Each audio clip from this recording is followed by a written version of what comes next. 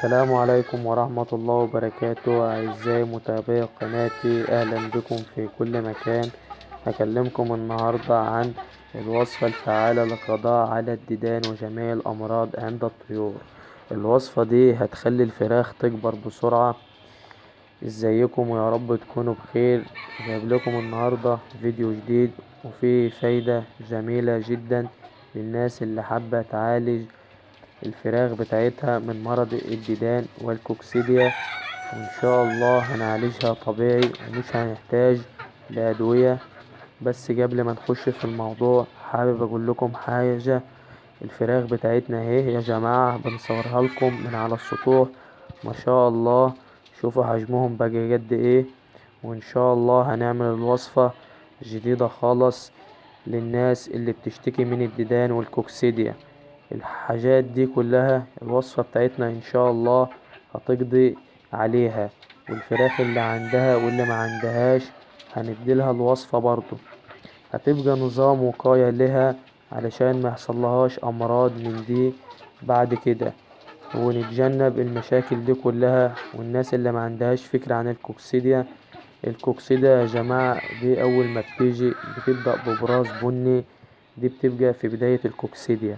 بعد كده لا قدر الله لو انت اهملتها او سبتها هتتحول البراز الى احمر لون الدم. الكوكسيديا دي ممكن توصل معانا انها تموت الفراخ لو انت اهملت في علاجها، او رحت للبيطري واداك علاج مش كويس. اوقات ياما بيدوا علاج ما بيجيبش نتيجة، ممكن الفراخ تفضل معاكي لحد ما تموت. فاحنا في غنى عن الكلام ده كله، وان شاء الله هنعمل الخلطة بتاعتنا النهاردة. دي هتحميكي من انك تجيبي دواء من البيطري، وهتحمي فراخك.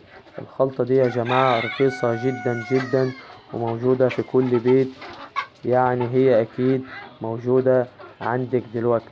والخلطة دي يا جماعة لازم تعملوها على الاقل 3 مرات في الاسبوع، وهنديها للفراخ 3 مرات في الاسبوع، وهنريح اسبوع، وبعد كده نرجع تاني نديها للفراخ مرتين في الاسبوع.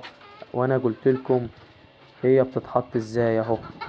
بس لازم يكونوا 3 مرات في 3 ايام ورا بعض.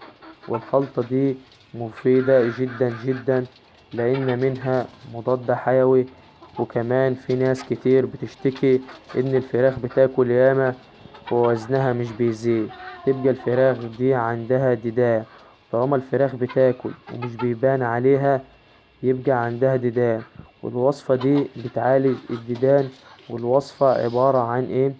4 فصوص توم ونص ليمونة، وهنفرم التوم ونعصر عليه الليمونة. بس اهم حاجة يكون التوم ناعم خالص. ومعانا بعد كده هنجيب 2 رطل مية ونحط الخلطة في المية ونقلبها كويس ونحطها للفراخ. واهم حاجة لازم نعطش الفراخ قبلها ب3 ساعات على الاقل علشان الفراخ تشربها على طول. وبعد كده هتشوف النتيجة بنفسك. ويا رب يكون الفيديو عجبكم، وما تنسوش تعملوا لايك واشتراك في القناة.